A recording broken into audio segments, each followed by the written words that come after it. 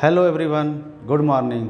मैं आनंद सिंह एक बार फिर सेंटेंस इम्प्रूवमेंट डे 2 की इस श्रृंखला में आपका स्वागत करता हूं। जैसा कि हमारा डे 1 मीन्स पार्ट 1 श्रृंखला आ चुकी है और हमारे प्लेलिस्ट में जाके आप उसको देख सकते हैं। इसके साथ साथ स्पॉटिंग एरर्स या कॉमन एरर्स के भी कम से कम 10 पार्ट हमारे चैनल पे मौजूद हैं, आप उसको जाके व्यू कर सकते हैं।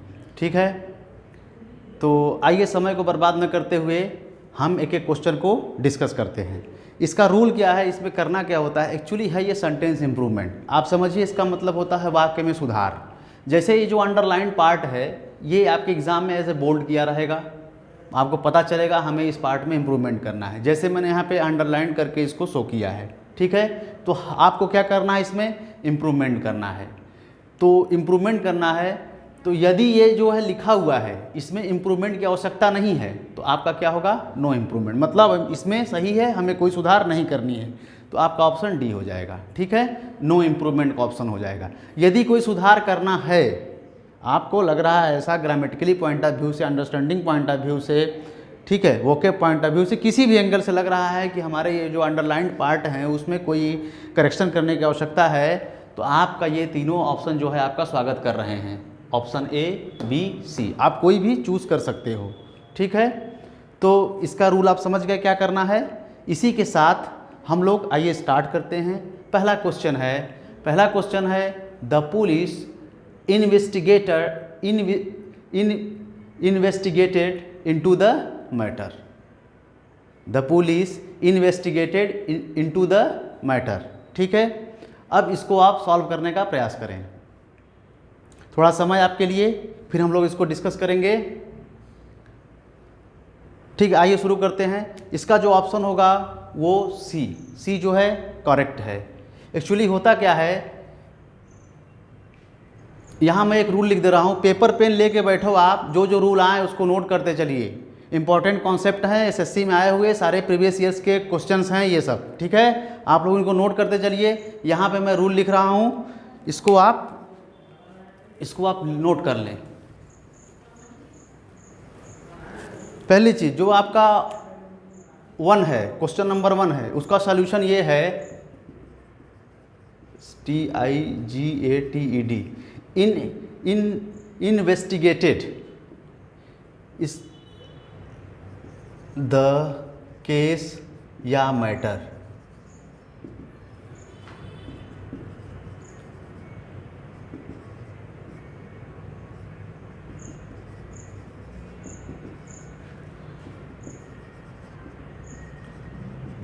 केस या मैटर। ठीक है,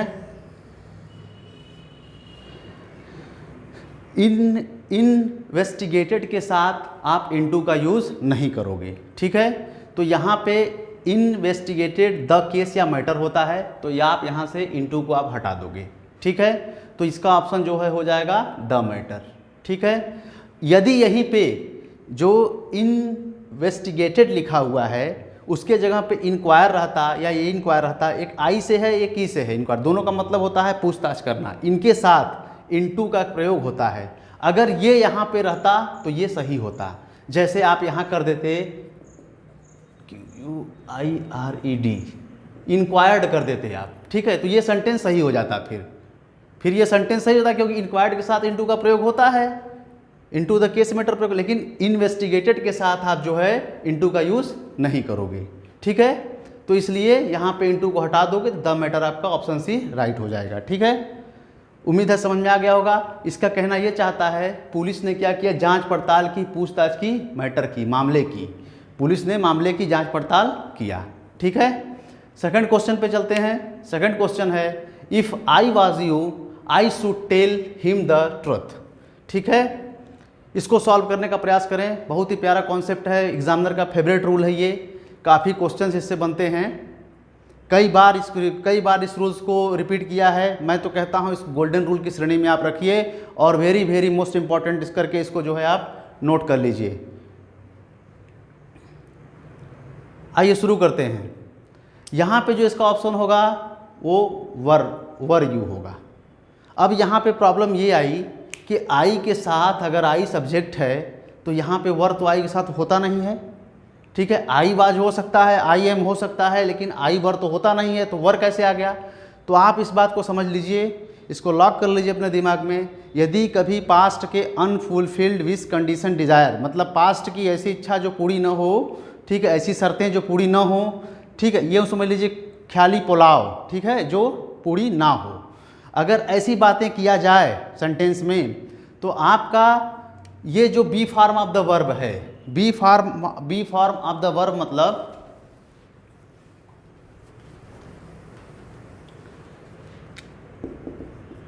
इज, आर, एम, वाज, वर,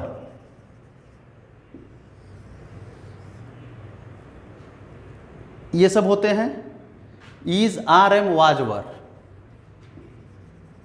वर भी होता है। अगर यहाँ पे be form of the verb का कोई रूप, मतलब इज, आर, एम, वाज, यहाँ पे कुछ भी हो, तो यहाँ पे सिर्फ और सिर्फ क्या आएगा, वर आएगा। चाहे सब्जेक्ट कुछ भी हो, चाहे सब्जेक्ट कुछ भी हो, जैसे आई है, इसको आप दिमाग से हटा दीजिए। बस आपको देखना है पास्ट की अनफुलफिल्ड विश कंडीशन डिज़ायर का मतलब भाव इसमें झलकता है कि नहीं, इसमें सेंस आता है कि नहीं, ठीक है। यदि आता है तो आई रहे, यू रहे, वी रहे, कुछ भी रहे, ही रहे, सी रहे, कुछ भी रहे, कोई मतलब नहीं, उसके साथ क्या आएगा, सिर्फ और सिर्फ वर ही आएगा, वर ही आएगा। तो यहाँ पे आप क्या करोगे, वर कर दोगे, ठीक है। क्लियर हुआ। तो अब इसका सेंस क्या हुआ, जैसे मैंने कहा पास्ट की अनफुलफिल्ड विश कंडीशन डिजायर, आइए समझने का प्रयास करें इसके सेंस से। कहा गया यदि आई वर यू, यदि मैं तुम होते, तो I should tell him the truth, मुझे उसको जो है क्या करना चाहिए, सत्य बता देना चाहिए, ठीक है। क्लियर, उम्मीद है समझ में आ गया होगा। आइए थर्ड क्वेश्चन की तरफ चलते हैं। थर्ड क्वेश्चन है, he is better than any boy in the class. ये भी बहुत प्यारा कॉन्सेप्ट है, प्यारा तो सब प्यारे हैं। आप बस पेपर पेन लेके बैठ जाओ और नोट करना शुरू करो। He is better than any boy in the class, इसका जो करेक्ट आंसर है वो होगा ऑप्शन ए। इसका ए होना चाहिए। यहाँ पे एनी बॉय की जगह पे हो जाएगा एनी अदर बॉयज। समझिए, जब कंपैरिजन किसका हो, एक व्यक्ति की उसी ग्रुप के अन्य व्यक्तियों से अगर कंपैरिजन किया जाए, ठीक है, और कंपेयर कैसे, यहाँ पे देखिए देन यूज हुआ है, कंपेयर किया जा रहा है, ही इज बेटर देन। ये देखो आप, ये शो कर क्या कर रहा है, क्लास, उसकी तुलना क्लास के अन्य बच्चों से क्या की जा रही है, ठीक है। तो एनी के साथ हमेशा आप कंपैरेटिव डिग्री में क्या लगाओगे, अदर का यूज करोगे, ठीक है। तो एनी अदर बॉयज होगा, एनी अदर बॉयज होगा, तो बोलोगे कैसे, he is better than any other boy in the class, ठीक है, कि वह जो है क्लास के अन्य दूसरे बच्चों की अपेक्षा क्या है, अच्छा है, ठीक है। आइए फोर्थ क्वेश्चन की तरफ चलते हैं। फोर्थ क्वेश्चन है, Anil ought not to tell me you secret but he did.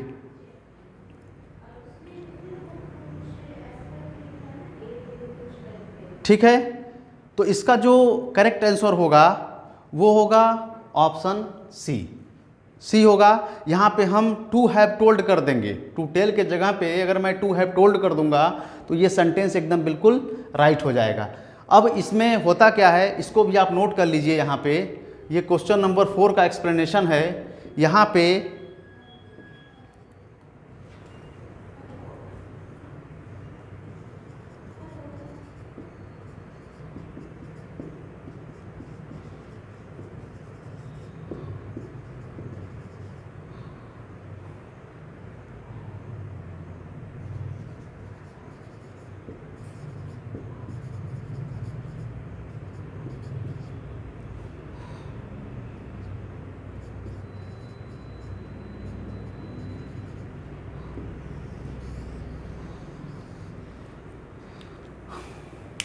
और 2 प्लस V1, और 2 प्लस V1 का प्रयोग किस में होता है, प्रेजेंट टाइम के लिए होता है, ठीक है। और 2 हैव प्लस V3 का प्रयोग किसके लिए होता है, पास्ट टाइम के लिए होता है। तो मैंने अभी कहा कि और 2 तो है, और 2 है प्लस क्या करो आप, है प्लस टेल का टोल्ड कर दो, ठीक है, तो है V3 का फॉर्म हो जाएगा। अब आप कहोगे ऐसा होगा क्यों? ऐसा होगा इसलिए क्योंकि इस डिड से पता चलता है कि डिड जो ऑक्सिलरी वर्ब है, हेल्पिंग वर्ब है, वो पास्ट टेंस में यूज़ होती है। तो इससे पता चलता है क्या कि ये सेंटेंस जो है किसका है, पास्ट टेंस का है। ठीक है, तो हमें इस सीक्वेंस को बरकरार रखने के लिए इसको भी हमको जो है किस में करना चाहिए, पास्ट टेंस का यहाँ पे भी प्रयोग करना चाहिए। और पास्ट टेंस का स्ट्रक्चर आपका ये है, ought to have plus V3 का प्रयोग होता है। तो आप कहोगे ought to have told। ठीक है, तो हो जाएगा इसका सही जो करेक्ट इसका सेंटेंस हो जाएगा, स्ट्रक्चर हो जाएगा, वो हो जाएगा Anil ought not to have told your secret but he did। Anil को क्या करना चाहिए, इसका मतलब हो गया अनिल को नहीं बताना चाहिए। ठीक है, तुम्हारा राज, योर सीक्रेट, तुम्हारा राज अनिल को नहीं तुम्हारा राज मुझे नहीं बताना चाहिए अनिल को। ठीक है, Anil not out to tell me, अपना राज अनिल को मुझे नहीं बताना चाहिए, बट ही डिड, लेकिन उसने ऐसा किया। ठीक है, उम्मीद है ये समझ में आ गया होगा। यदि समझ में नहीं आ रहा है, कोई प्रॉब्लम आपको हो रही है, कमेंट बॉक्स है, उसमें आप मुझे संकेत कीजिए, इशारा कीजिए कि यहाँ मुझे प्रॉब्लम है, उसकी रिप्लाई मिलेगी। ठीक है, या मैं कभी क्लास में ही डिस्कस कर दूंगा, जैसा कि मैं बार बार कहता हूँ। आइए चलते हैं नेक्स्ट क्वेश्चन की तरफ। Question number 5। Question number 5, what the nation needs is people of character. इस अंडरलाइन पार्ट को ये देख के option A, B, C, D, option A, B, C and D, इनमें से आप क्या इसमें से क्या रखोगे, आप कौन सा पार्ट A, B, C क्या रखोगे कि सही हो जाएगा। यदि यहाँ पे कुछ सही नहीं करना है तो आपका नो इम्प्रूवमेंट, कोई सुधार नहीं करना है तो आपका जो आंसर है वो नो इम्प्रूवमेंट होगा। ठीक है, आइए शुरू करते हैं। तो मेरे पॉइंट ऑफ व्यू से जो इसका आंसर है वो होना चाहिए आपका ए। अब इसकी बहुत बारीकियों को डिस्कस करते हैं, एक एक बिंदुओं को इसका ऑपरेशन कर डालते हैं, इसको बहुत ही अच्छे से इसको डिस्कस करते हैं। बहुत सारे कॉन्सेप्ट निकल के आने वाले हैं, ध्यान से सुनिए और नोट कीजिए। पहली चीज़ है कि यहाँ पे हमने कॉन्सेप्ट आया, यहाँ पे मैंने ईच की जगह पे आर क्यों लगाया, पहली चीज़। ठीक है, पहली चीज़ है कि यहाँ पे जो पीपल है, लोग, एज ए प्लूरल ट्रीट होता है, प्लूरल ट्रीट होता है तो ईच तो सिंगुलर होता है। यदि अब पीपल जो लोग हैं वो प्लूरल है तो आप वर्ब भी प्लूरल दोगे, आर दोगे, इसलिए यहाँ पे ईच की जगह पे क्या होना चाहिए, आर होना चाहिए। ठीक है, अब अगला क्वेश्चन क्या है, द यहाँ पे क्यों आया। ठीक है, उसको हम डिस्कस कुछ देर बाद करेंगे। द क्यों आया, यहाँ पे समझिए द का काम होता है किसी चीज़ को क्या करना, डेफिनेट करना, निश्चित बनाना। तो यहाँ पे इसका मतलब ये होता है कि उसने पीपल को जो है क्या कर दिया है, निश्चित बना दिया है। ठीक है, आप इतना समझिए, इसको अभी हम डिस्कस करेंगे। इसको मैं इसीलिए गोले में कर दे रहा हूँ ताकि मेरे ध्यान में रहे। ठीक है, are the people of character, ये आपने लिख दिया। ठीक है, अब ध्यान से समझिए, ईज का कॉन्सेप्ट क्लियर हो गया, पीपल के लिए आया है। ठीक, अब देखिए यहाँ पे नेशन, राष्ट्र, एज ए सिंगुलर ट्रीट होता है राष्ट्र। ठीक है, राष्ट्र एज ए सिंगुलर ट्रीट होता है, उसके लिए ये सिंगुलर वर्ब आ गई, नीड्स आ गई। वर्ब में एस या एस लगा देते हो तो वर्ब सिंगुलर हो जाती है। Nation as a singular treat होता है, सिंगुलर वर्ब। यहाँ तक क्लियर। पीपल के साथ आर आ गया। अब द क्यों आया, अब सेंस को समझिए, यहाँ पे निश्चित कैसे बनाया गया है द पीपल को। जो इसका सेंस है सेंटेंस का, वो कहना ये चाहता है व्हाट द नेशन नीड, राष्ट्र को क्या चाहिए, व्हाट द नेशन नीड्स, राष्ट्र को क्या चाहिए, is people are the people of character, चरित्र के लोग, चरित्र के लोग। अब देखिए लोग कैसे, चरित्र के लोग, मतलब लोग तो बहुत सारे होते हैं, अच्छे होते हैं, बुरे होते हैं। ठीक है, तो लोग, लेकिन कहा क्या जा रहा है, चरित्र के लोग चाहिए। तो इस लोग को क्या कर दिया है, डेफिनेट बना दिया गया है, इसलिए यहाँ पे हम द का यूज करेंगे। ठीक है, अब ये क्लियर हो गया। ठीक, आइए नेक्स्ट क्वेश्चन की तरफ चलते हैं। नेक्स्ट क्वेश्चन है, now we come to the important question of where this great swarm of lions have come from. जो इसका यहाँ पे स्वार्म जो आया वर्ड, इसका मतलब होता है झुंड, भीड़, झुंड होता है, भीड़ होती है, दल होता है, as a collective noun treat होता है। ठीक है, क्लियर।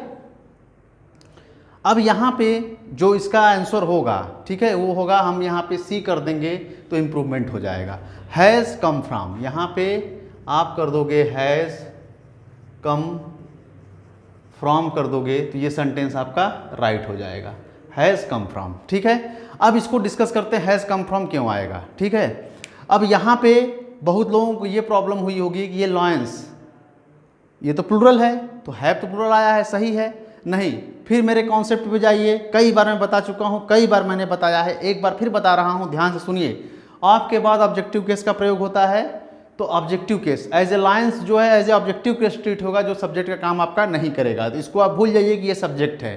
ठीक है, तो आपका जो सब्जेक्ट हुआ, सब्जेक्ट यहाँ पे हुआ this great swarm of Lions, मतलब यह शेरों का क्या है, बड़ा झुंड, शेरों का बड़ा झुंड। ठीक है, शेरों का बड़ा झुंड, दिस यह ग्रेट स्वार्म ऑफ लायंस मतलब शेरों का बड़ा झुंड। ठीक है, ये आपका सब्जेक्ट हुआ, कौन सा, दिस ग्रेट स्वार्म, यह बड़ा झुंड, दिस ग्रेट स्वार्म, यह, ठीक है, यह ग्रेट बड़ा, महान, स्वार्म मतलब झुंड, यह बड़ा झुंड। ठीक है, ये आपका जो है क्या हो गया, एज ए सब्जेक्ट ट्रीट हुआ। उसके अकॉर्डिंग हम यहाँ पे क्या करेंगे, हैज़ को पुट करेंगे।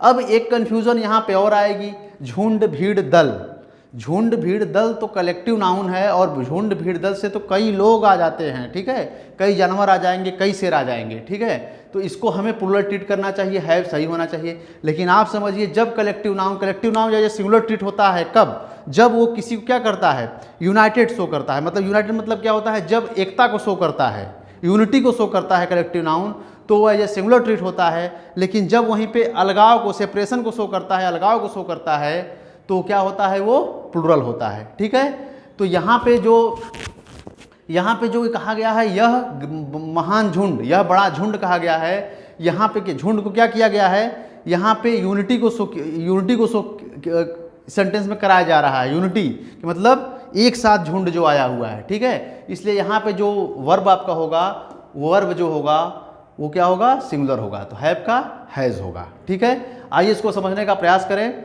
तो now we come to the important question, now अब वी कम टू आते हैं टू द इम्पॉर्टेंट क्वेश्चन, किस पे, एक महत्वपूर्ण प्रश्न की तरफ आते हैं कि where of this great swarm, मतलब कहाँ से यह बड़ा झुंड, शेरों का यह बड़ा झुंड आया है। क्लियर, गॉट इट, उम्मीद है समझ में आ गया होगा। आइए नेक्स्ट क्वेश्चन की तरफ चलते हैं। नेक्स्ट क्वेश्चन है, I never saw you at the party yesterday, I never saw you at the party yesterday.